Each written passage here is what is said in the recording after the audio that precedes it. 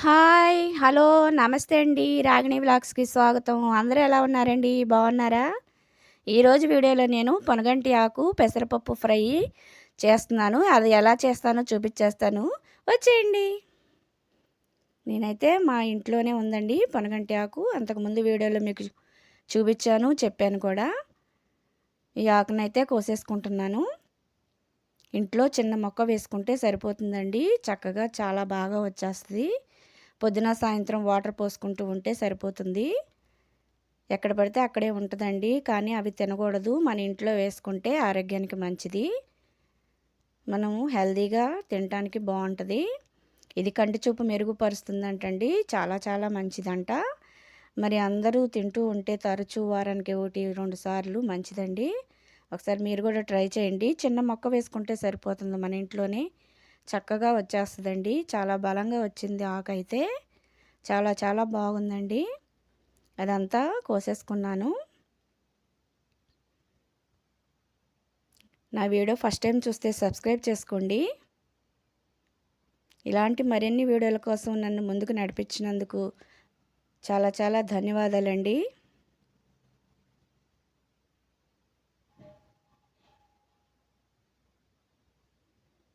ఆకునైతే కోసేసుకున్నానండి. ఒక గిన్నెలోకి వేసేసుకున్నాను. అది శుభ్రంగా కడిగేసి పక్కన పెట్టుకున్నాను. అలాగే చిన్న గిన్నెడు పెసరపప్పు తీసుకుని ఒక గిన్నెలోకి వేసుకుని 1, 2 సార్లు శుభ్రంగా కడిగేసుకోవాలండి.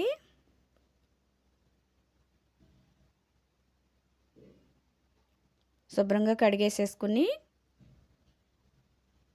దానిలోకి వాటర్ కూడా పోసుకుని పప్పు మునిగేంత వరకు వాటర్ పోసుకుని గంట, అరగంట నానపెట్టుకోవాలండి. ఒక గంట నానితే అయితే చాలా బాగా ఉడికిపోద్ది. వెంటనే వండుకోవాలనుకుంటే గనక ముందే ఉడకపెట్టుకుని పక్కన పెట్టుకోవచ్చు. అలాగే స్టవ్ వెలిగించుకుని కడాయి పెట్టుకుని ఆయిల్ వేసుకోవాలి. ఆయిల్ వేడెక్కాక కొంచెం ఆవాలు, 1 స్పూను జీలకర్ర, 2 ఎండుమిర్చిని కట్ చేసి వేసుకోవాలి. అవి కాస్త వేగనివ్వాలి. అవి కాస్త వేగాక ఒక 10 వెల్లుల్లిపాయ రెబ్బలు దానిపైన పొట్టు తీసేసుకుని చితక్కొట్టి వేసుకోవాలి. అలాగే ఒక రెబ్బ కరివేపాకు, 2, 3 పచ్చిమిర్చి, ఒక ఉల్లిపాయని సన్నగా తరుక్కుని అవి కూడా వేసుకోవాలి. అవి వేసాక కొంచెం పసుపు వేసుకుని కాసేపు వేగనివ్వాలి.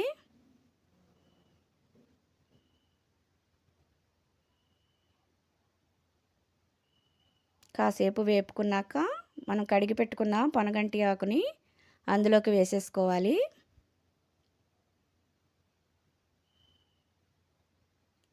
పొనగంటి ఆకుని వేసుకుని 1, 2 సార్లు తిప్పేసుకుని మూత పెట్టుకుని కాసేపు మగ్గనివ్వాలండి. ఈ ఫ్రై చాలా చాలా టేస్టీగా ఉంటుందండి. మీరు కూడా ట్రై చేయండి. హెల్త్కి కూడా మంచిది కదా.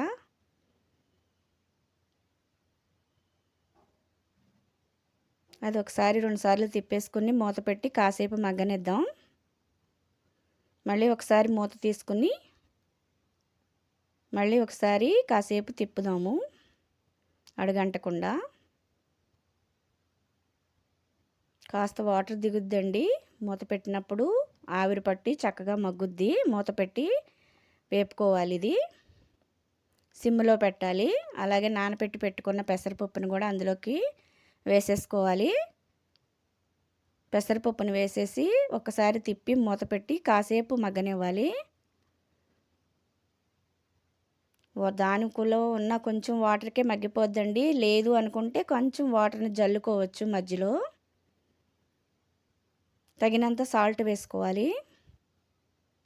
సాల్ట్ వేసుకుని మరొకసారి తిప్పి కాసేపు మగ్గనిద్దాం. మరీ మెత్తగా ఉడికిపోవసరం లేదండి పప్పు అయితే. పప్పు ఉడికితే సరిపోతుంది. స్మాష్ అయితే బాగోదు. మధ్య మధ్యలో తిప్పుకుంటూ ఉండాలి అడుగంటకుండా. ఆవిరి మీదే ఇది ఫ్రై చేసుకుంటూ ఉండాలి. మూత పెట్టుకుంటూ ఉండాలి. సిమ్లోనే వండాలండి ఇది మాడిపోకుండా. మరొకసారి తిప్పుకుని ఒక 1/2 స్పూన్ కారం వేసుకుందాం. పచ్చిమిర్చి, ఎండుమిర్చి వేసాం కాబట్టి పెసరపప్పుకి కారం ఎక్కువ వేయకూడదండి. ఒక 1/2 స్పూన్ వేసుకోవాలి. అలాగే 1 స్పూన్ ధనియాల పౌడర్ వేసుకుని ఒకసారి తిప్పేసుకుని చిన్న కొబ్బరి ముక్కని సన్నగా కోరేసుకోవాలి. అది 1, 2 స్పూన్లు కొబ్బరి కూరను కూడా వేసుకుంటే టేస్ట్ చాలా బాగుంటుంది ఈ ఫ్రైకి. ఫ్రై అయితే చాలా బాగుంటుందండి. ఇది అయితే పూరీకి కానీ చపాతీకి కానీ రైస్కి కానీ చాలా చాలా బాగుంటుంది. మీరు ఇప్పుడు నేను ఎలా చేశానో అలాగా ట్రై చేసి చూడండి. బాగుందో లేదో కామెంట్ పెట్టండి. ఫ్రై అయితే రెడీ అయిపోయిందండి. బౌల్లో తీసుకుని సర్వ్ చేసుకోవడమే. ఎంతో టేస్టీ అయిన హెల్దీ అయిన పొనగంటి ఆకు పెసరపప్పు ఫ్రై రెడీ అయిపోయింది. ఇప్పుడు అది ఎలా ఉందో టేస్ట్ చూసి చెప్తాను మీకు. ఇది ఇలాగైనా తినొచ్చు, లేదు రసం వేసుకుని పక్కన పెట్టుకుని నంచుకుని అయినా తినొచ్చు. చాలా చాలా బాగుంటుందండి. చాలా బాగుందండి టేస్ట్ అయితే మాత్రం, నిజంగా చెప్తున్నాను. మీరు కూడా ట్రై చేయండి. ఈ వీడియో నచ్చితే లైక్ చేసి షేర్ చేసి సబ్స్క్రైబ్ చేయండి. నెక్స్ట్ వీడియోలో మళ్ళీ కలుద్దామండి. ఉంటాను. బాయ్.